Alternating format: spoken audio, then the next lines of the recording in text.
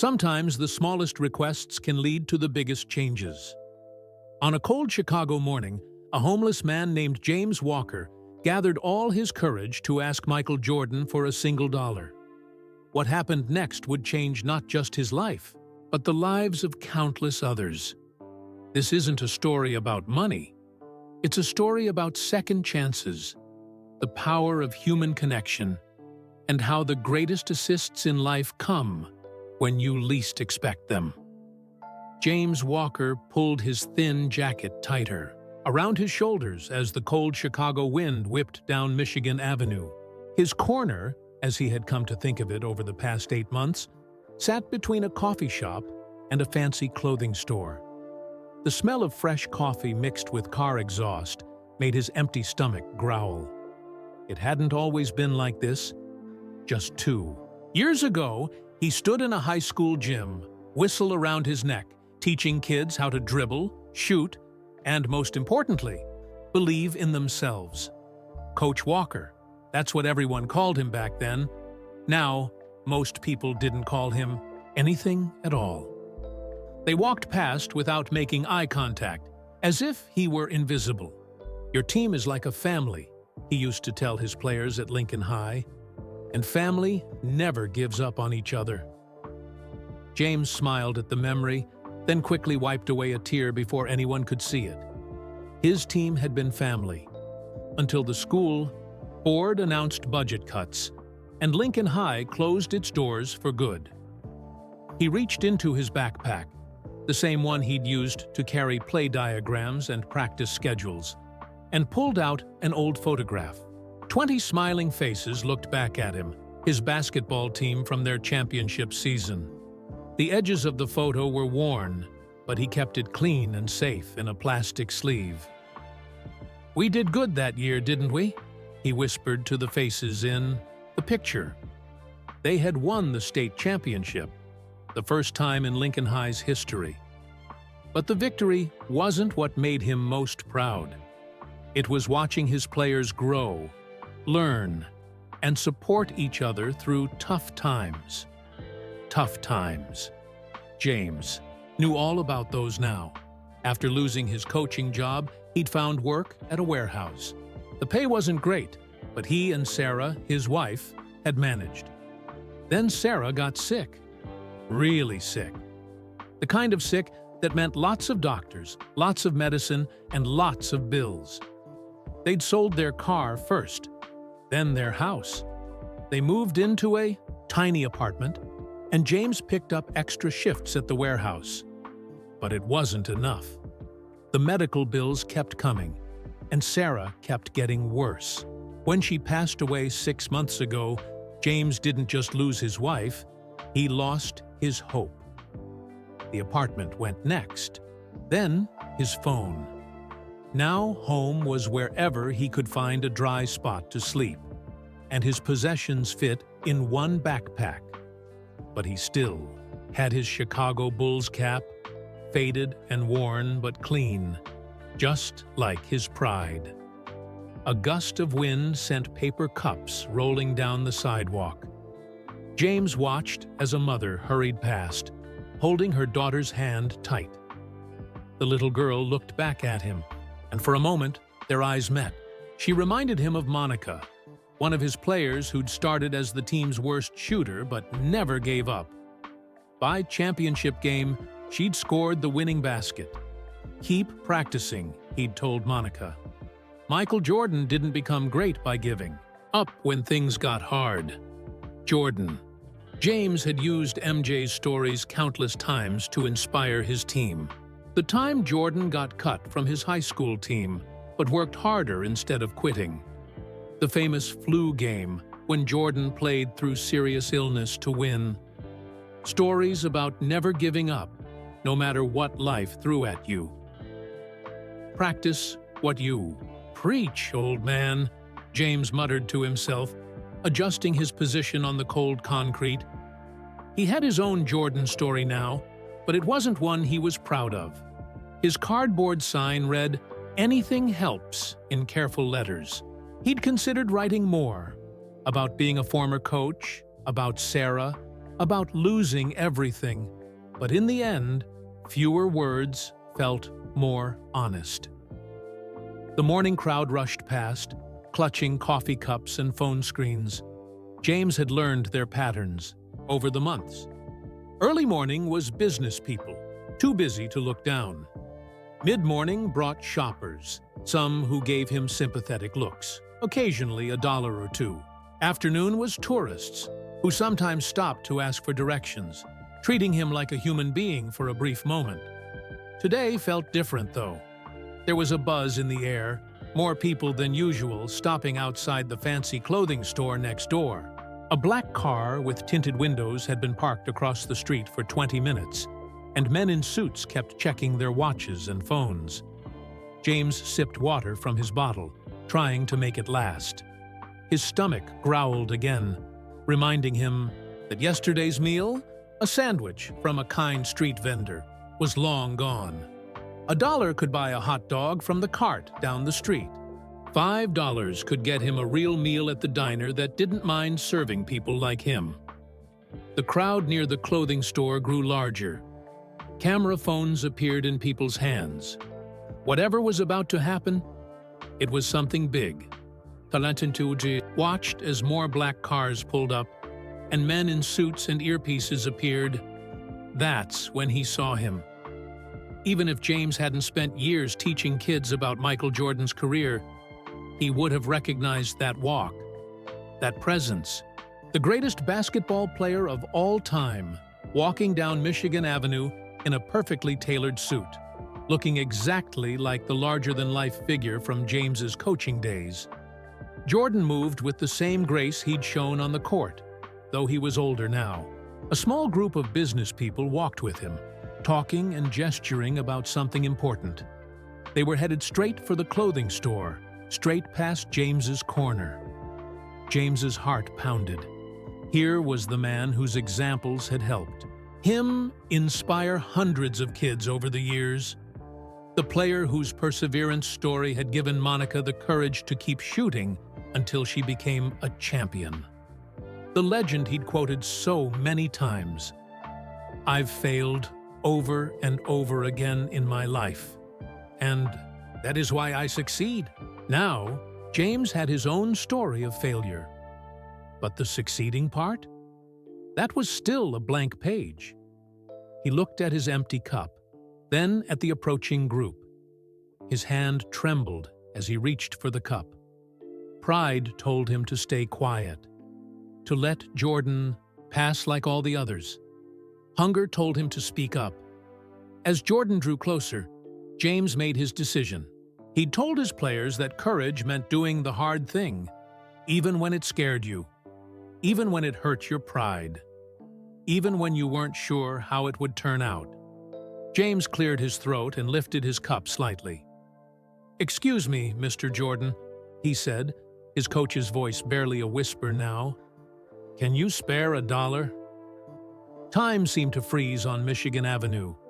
The world narrowed to just two people, a homeless former coach and the greatest basketball player who ever lived. Jordan's step faltered, just slightly, as James's words reached him. The business people around him kept walking for a few steps before realizing their leader had stopped. "Mr. Jordan, we're running late," one of the suits said, checking an expensive watch. But Jordan wasn't looking at his associates. His eyes were fixed on James, taking in every detail. James's hands shook as he held the cup. He felt small, smaller than he'd ever felt in his life. Even when he'd lost everything, he'd managed to keep his dignity. Now, asking his hero for a single dollar, that last bit of pride crumbled like autumn leaves. Jordan was taller in person than he appeared on TV, his presence filling the sidewalk like a shadow at sunset. His suit, probably cost more than James, had made in a year of coaching. The championship rings on his fingers caught the morning sunlight, sending tiny rainbows dancing across James's worn jeans. "Nice cap," Jordan said, his voice deeper than it sounded in old interviews. His eyes focused on the faded Bulls logo. studying it like a puzzle he was trying to solve. James touched the brim of his cap self-consciously. He'd kept it clean despite everything, washing it in bathroom sinks whenever he could. "Been a fan since '84, he managed to say. "Watched every game I could. Used to show the recordings to my team." He stopped himself. Jordan probably didn't want to hear his life story. The man had important places to be, important people to meet. Not some homeless guy on a street corner living in the past. "Your team?" Jordan asked. His business partners shifted impatiently behind him, but Jordan ignored them. His full attention was on James, with that same intensity he used to show on the court. "I was a coach," James said softly, lowering his cup. "High school basketball. Lincoln High, before they closed it down." His voice grew stronger as he remembered. "Had some great kids. Taught them about you, actually. About not giving up. About working through failure." A ghost of a smile crossed Jordan's face. "Lincoln High," he repeated. "They won state a few years back, didn't they?" James's heart skipped. "You remember that?" "I try to keep up with local basketball," Jordan said. "First championship in school history, wasn't it?" "Yes, sir," James said, sitting up straighter. For a moment, he wasn't a homeless man begging for money. He was Coach Walker again, talking basketball with Michael Jordan himself. "My girl Monica hit the winning shot. Three-pointer at the buzzer. She'd practiced that shot thousands of times. Used to come early, stay late. Like someone else we know," one of the business partners said, trying to move things along. But Jordan held up a hand, silencing him. "Tell me about the game," Jordan said. He didn't sit down. A man in a suit that expensive doesn't sit on sidewalks. But he shifted his weight, settling in to listen. A small crowd was gathering at a respectful distance, phones out, watching the strange scene unfold.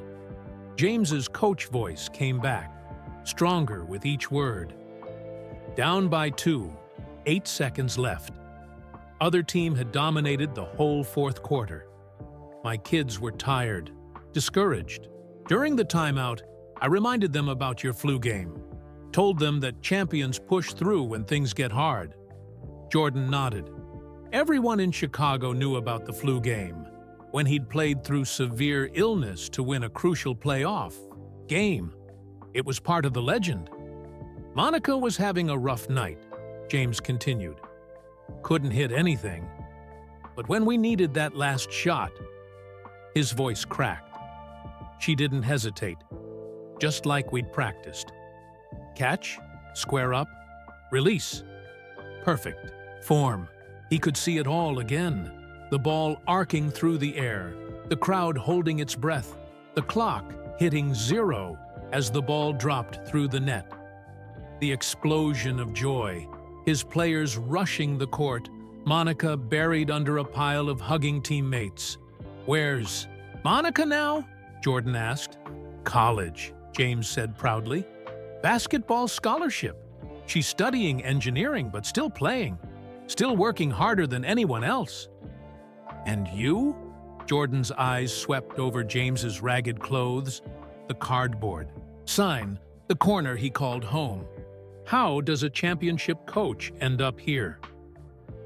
The brief return to his coaching days faded, and reality crashed back like a cold wave. James looked down at his empty cup, at his dirt-stained fingers. "Life throws harder shots than basketball sometimes," he said quietly. "And I couldn't make this one." Jordan was silent for a long moment. The crowd had grown larger, but they stayed back, sensing something important was happening. The business partners had stopped checking their watches, caught up in the conversation despite themselves. "Mr. Jordan," one of them finally said, "the store opening?" Jordan reached into his pocket. James's heart pounded. Was he really going to get that dollar? Would his hero, the man whose example had inspired so many of James's students, help him buy a meal? But Jordan didn't pull out his wallet. Instead, he took out his phone. James's heart sank as Jordan pulled out his phone. He'd seen this before. People pretending to make calls to avoid giving money, to avoid making eye contact, to avoid dealing with the uncomfortable reality of someone asking for help. His shoulders slumped. Even Michael Jordan, the man whose stories of perseverance had inspired so many of James's students, was going to brush him off. But Jordan didn't pretend to make a call. Instead, he started typing something, his fingers moving quickly across the screen. One of his business partners leaned over to look, eyebrows rising in surprise. "Sir," the man whispered, "are you sure about this?" Jordan nodded without looking up. The crowd around them had grown larger, but security guards kept people at a respectful distance. Phone cameras flashed. Tomorrow, James knew, there would be pictures all over the internet of Michael Jordan talking to a homeless man. He wondered what people would say about him. "Coach," Jordan said, looking up from his phone, "tell me something. If you could go back to coaching today, would you be ready?" The question caught James off guard. Ready? He hadn't run a practice in 2 years. His whistle was probably still in a box somewhere in a storage unit he could no longer afford. His playbook. But then he thought about Monica's game-winning shot, about the thousands of hours of practice that led to that moment, about all the life lessons he'd taught through basketball, about using Jordan's own stories to inspire kids to be their best selves. "Basketball isn't just a game," James said, his voice growing stronger. "It's a way to teach life, about teamwork, about pushing through hard times, about getting back up when you fall. Those lessons, they don't expire." Jordan smiled, a real smile, the kind that transformed his whole face. "That's exactly what I wanted to hear." He turned his phone around to show James the screen. At first, the words blurred through tears James didn't realize were forming. He blinked them away and read, "Youth Basketball Program Director needed. Immediate start. Experience with coaching and mentoring required." "There's a new community center opening next month on the South Side," Jordan explained. "They need someone who understands basketball, but more importantly, someone who understands kids.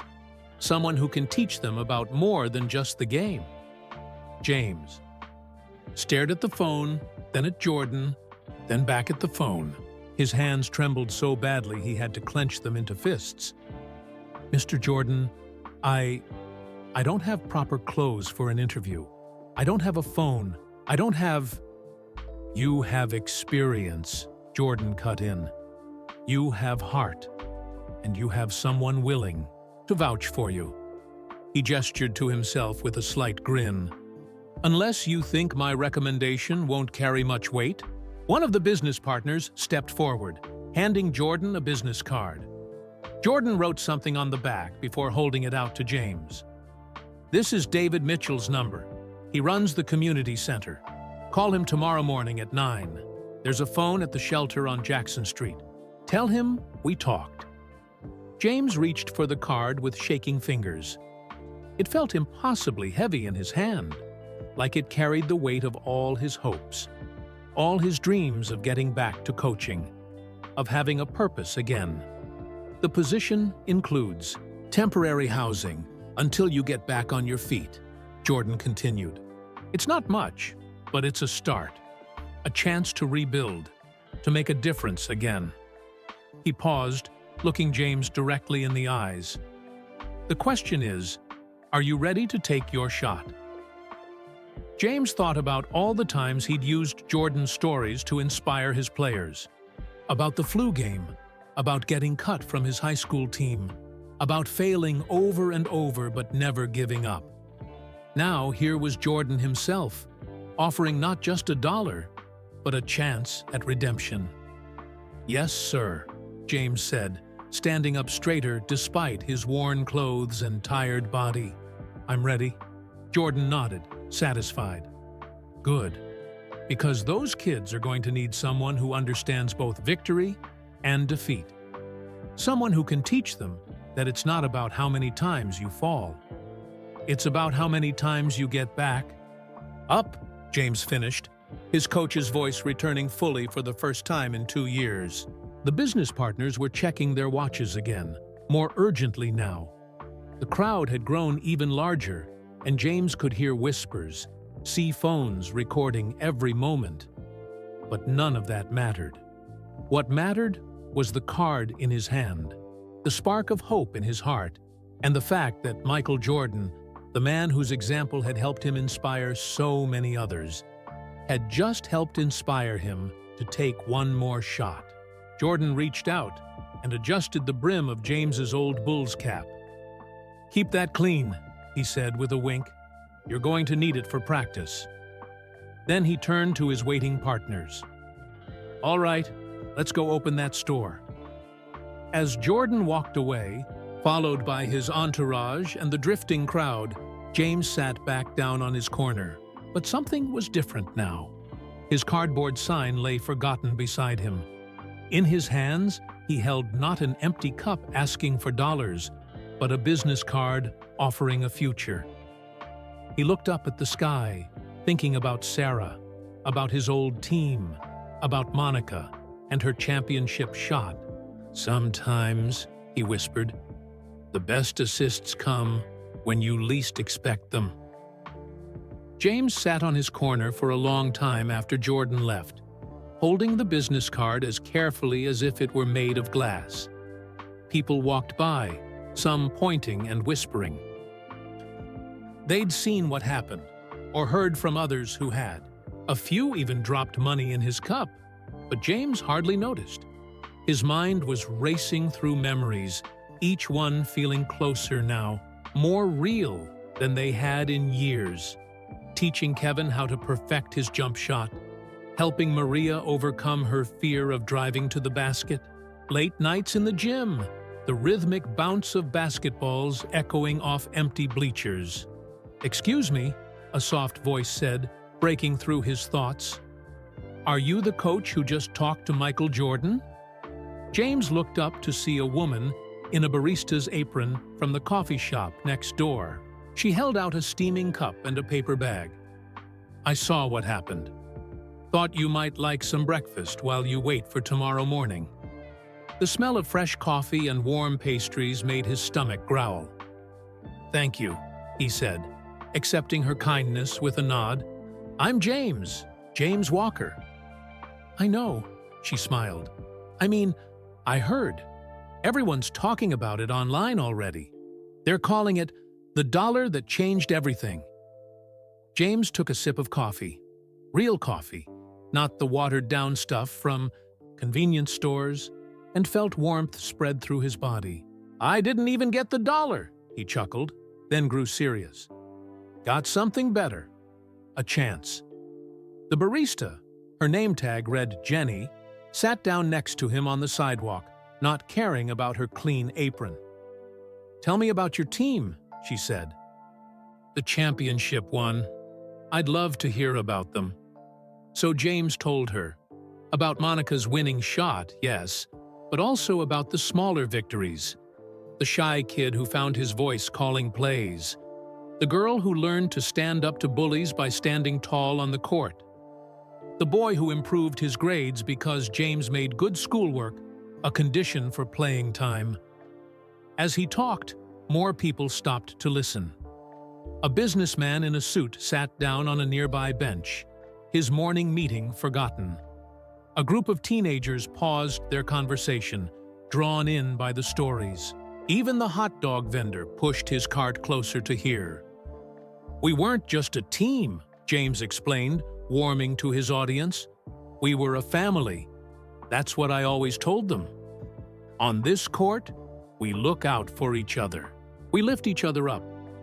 We celebrate each other's victories and help each other through tough times." "Like Jordan helped you today?" Jenny asked. James nodded, touching the business card in his pocket. "You know what's funny? I used to tell my Kids that you never know when your moment will come. That you have to stay ready, stay true to who you are. I told them Jordan's story about getting cut from his high school team, how he used that disappointment to fuel his determination. He paused, looking at his worn shoes, his ragged clothes. I lost sight of that myself these past couple years, lost sight of a lot of things. But maybe that's part of the lesson too. Maybe sometimes you need to fall all the way down before you can understand what it really means to get back up. A young boy in the growing crowd raised his hand like he was in class. "Did you really win state?" he asked. "What was it like?" James's face lit up. This was what he lived for, sharing the joy of the game, the lessons it could teach. For the next hour, he told stories. About the championship game, yes, but also about the practices, the failures, the times his team faced adversity and grew stronger. People came and went, but there was always someone listening. They brought him more coffee, sandwiches, even a new notebook when he mentioned wanting to start writing down plays again. But more than the food or supplies, they gave him something he'd lost months ago. An audience, a purpose, a chance to teach. In basketball, he told them, positioning is everything. You have to know where you are on the court, where your teammates are, where you need to be next. But sometimes in life, you lose your position. You get knocked down, pushed out of bounds. The trick is remembering that the game isn't over until the final buzzer. "And your buzzer hasn't sounded yet, has it, Coach?" Jenny asked with a smile. James touched his Bulls cap, the one Jordan himself had adjusted, and felt tears in his eyes. "No," he said softly. "No, it hasn't. Tomorrow morning at 9, I get to call a play I never thought I'd have a chance. To run again." As afternoon turned to evening, the crowd thinned. Jenny had to go back to work, but not before making sure James knew he could use the coffee shop's bathroom to clean up before his phone call tomorrow. Others left him their well wishes, and a few even asked if he'd let them know how the call went. For the first time in months, James didn't worry about where he would sleep or what he would eat. The coffee shop owner had slipped him a gift card, with enough for meals for several days. Someone had brought him a warm coat. Another person gave him a prepaid phone card for his call tomorrow. But more than the physical gifts, they had given him back his dignity. They had listened to him not as a homeless man, but as Coach Walker. They had seen him not for where he was, but for who he was, and who he could be again. As the sun set over Chicago, James took out the photograph of his championship team. Their young faces smiled up at him, full of hope and pride. He remembered what he'd told them after they won state. This isn't the end. It's just the beginning of something bigger. He hadn't known then how true those words would become, or how they would come back to him on a cold morning when he gathered the courage to ask Michael Jordan for $1. Looking at the business card one more time, James smiled. Tomorrow would be game day, and Coach Walker intended to be ready. The shelter on Jackson Street was already busy when James arrived the next morning. He'd woken before dawn, used the coffee, shop bathroom to clean up, and made sure his Bulls cap was spotless. Jenny had been there early, giving him a fresh coffee and a muffin, along with a hug that brought tears to his eyes. "You've got this, Coach," she'd said, straightening his collar like a mother sending her child off to school. Now, sitting in the shelter's waiting area, James watched the clock tick toward 9 o'clock. The phone card felt heavy in his pocket, right next to Jordan's business card. A shelter worker had told him he could use the office phone for an important call. News about James's encounter with Jordan had spread fast. At exactly 8:59, James picked up the phone. His hands shook as he dialed the number on the card. 1 ring. 2 rings. 3. "David Mitchell speaking," a warm voice answered. James took a deep breath. Mr. Mitchell, this is James Walker. Michael Jordan asked me to call you about the youth basketball program director position. There was a pause, then a chuckle. Ah, the famous Coach Walker. I've been expecting your call. In fact, I got quite a few calls about you yesterday. Michael, Jordan, of course. But also a Monica Rodriguez? Said she's a former player of yours? James's heart skipped. Monica had called? How had she even known? Social media moves fast, Coach, Mitchell explained, as if reading his thoughts. That video of you and Jordan went viral. Monica saw it and tracked me down. Told me all about that championship game, about how you taught her more than just basketball. Said she wouldn't be where she is today without you. Tears welled in James's eyes. All those lessons, all those early mornings and late nights in the gym. They hadn't just been about winning games. They'd been about building character, about teaching life skills that lasted long after the final buzzer. There's more, Mitchell continued. We've had calls from other former players, from teachers at Lincoln High, even from parents. Seems like you made quite an impact, Coach Walker. James couldn't speak. He'd spent so long feeling invisible, feeling like all his years of coaching had disappeared like morning mist. But his players had remembered. They'd carried his lessons with them. The job's yours if you want it, Mitchell said. We can sort out the paperwork later today. The housing isn't fancy, just a small apartment above the community center, but it's clean, it's warm, and it's yours for as long as you need it. Yes, James managed to say. Yes, I want it. Good. Because we've already got kids signing up. Word spread fast about the championship coach coming to run the program. You've got 20 kids already registered, including Monica's little sister. James had to sit down. Monica's sister? The last time he'd seen her, she'd been a tiny thing, always bouncing a basketball too big for her hands, wanting to be just like her big sister. There's one more thing, Mitchell added. Michael Jordan made a personal donation to the program. Enough for new equipment, uniforms, everything we need. But he had one condition, that we name the court after someone special. James waited, his heart pounding. He wants to call it Sarah Walker Court, Mitchell said softly. Said you'd understand why. The tears came freely now. Sarah had never missed a game, had always believed in what James was trying to do with his players. Even when she was sick, she'd talk about the day he'd coach again. When can I start? James asked, wiping his eyes. How about today? Come by at noon. We'll get the paperwork done, show you your apartment, and you can see the court. It needs some work, but it's perfect, James said. Everything's perfect. After hanging up, James sat in the shelter's office for a long moment. Through the window, he could see the Chicago morning sun painting the city gold. Somewhere out there, his old players were going about their lives, carrying his lessons with them. Monica was probably in class, maybe thinking about her little sister following in her footsteps. He touched his Bulls cap, remembering Jordan's words. Keep that clean. You're going to need it for practice. Practice. The word filled him with energy he hadn't felt in years. He had plays to design, drills to plan, lives to touch. But first, he had something important to do. James walked back to his corner one last time. Jenny was waiting outside the coffee shop with a small crowd. Word about his phone call had spread. When they saw his smile, they started cheering.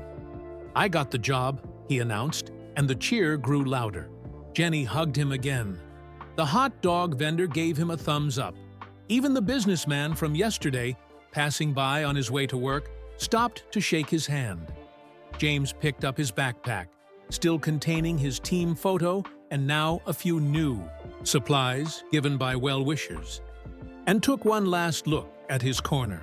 He'd hit rock bottom here, lost his last shred of pride here, and found redemption here.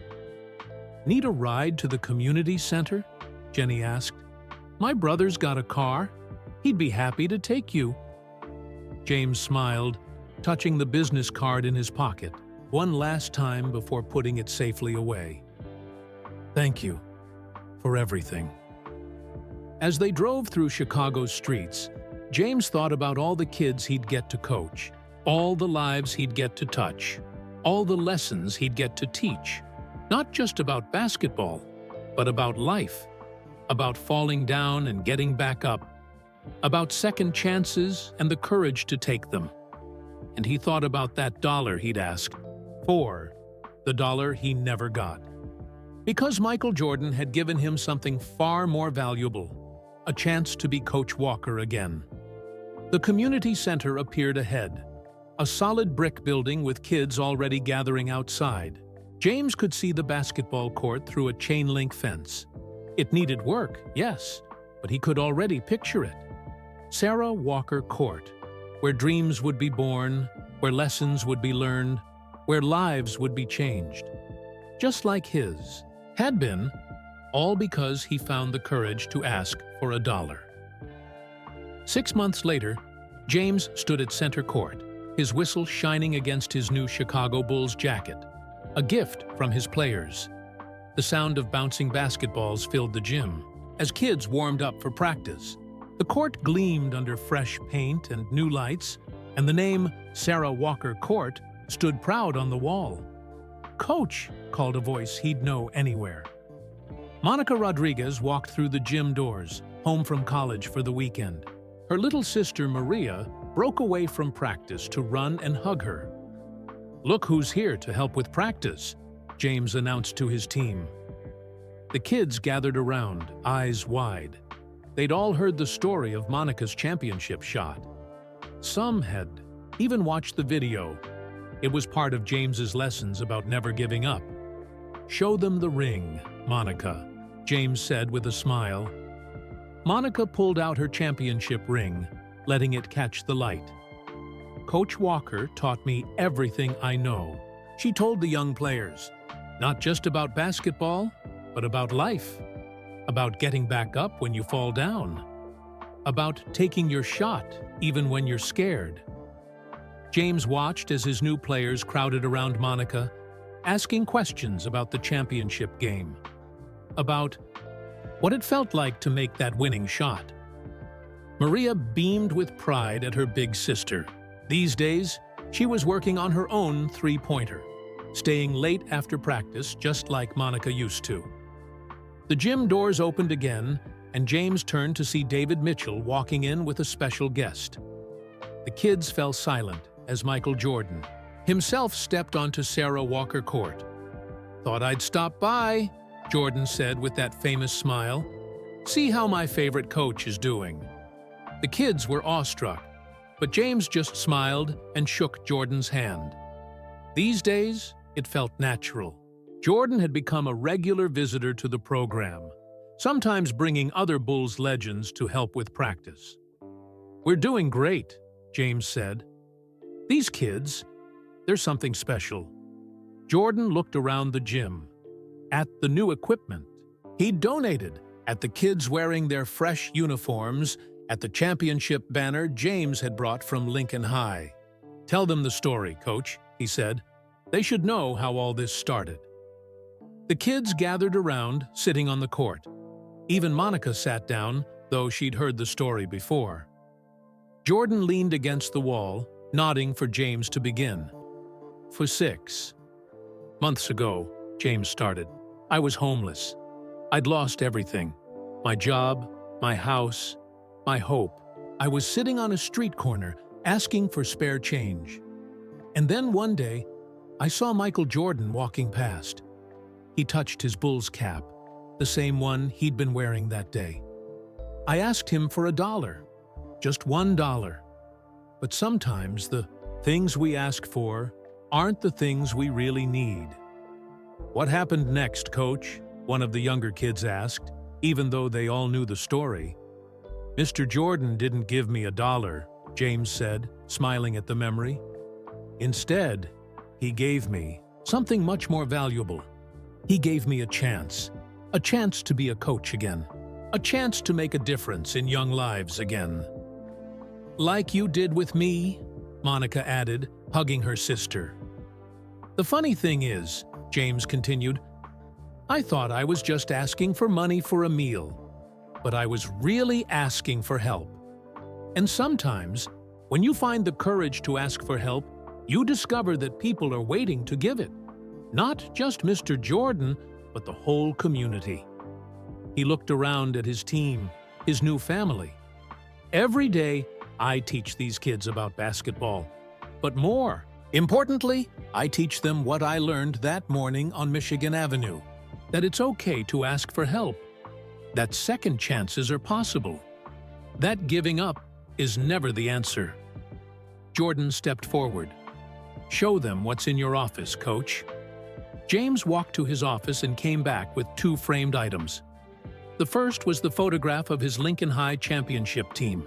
The second was newer, a screenshot of the viral video of him and Jordan printed with the caption that had spread across the internet. The dollar that changed everything. I keep these here to remind me, James said, that every ending can be a new beginning. That every fall can lead to a greater rise. That sometimes the biggest assists in life come from unexpected places. He looked at his players, past and present. At Monica, who had trusted his lessons all the way to a championship. At Maria, working to follow in her sister's footsteps. At all the new young faces, eager to learn not just about basketball, but about life. You want to know the real truth? James said, his voice strong and clear. That morning, when I asked Michael Jordan for $1, I thought I had nothing left to give. I thought my coaching days were over. I thought my chance to make a difference was gone. He paused, looking at Jordan, who nodded encouragingly. But I was wrong, James continued, because every one of you sitting here today is proof that we always have something to give. Every bounce of the ball in this gym is proof that second chances are real. Every practice, every game, every lesson is proof that it's never too late to start again. Jordan stepped to center court. Let's show these kids how it's done, Coach. How about a little one-on-one? The kids cheered as James took off his whistle. He might not win against the greatest player of all time, but that wasn't the point. The point was showing his team that you take your shot, even when the odds are against you. Just like he had that morning, when he found the courage to ask for $1 and received a future instead. Game on, James said, and Sarah Walker Court came alive with the sound of basketball and laughter, of dreams being born and lives being changed, of a story that would be told for years to come. The story of a coach who lost everything but his love for the game. The story of a legend who saw more than just a homeless man asking for money. And that's the incredible story of how asking for $1 changed everything. Where are you watching this from? Write your city in the comments. I'd love to know how far this story has traveled. If it touched your heart, don't forget to hit that like button. Sometimes the smallest gestures, like Jordan's response to James, can make the biggest difference. Thanks for being part of this story today.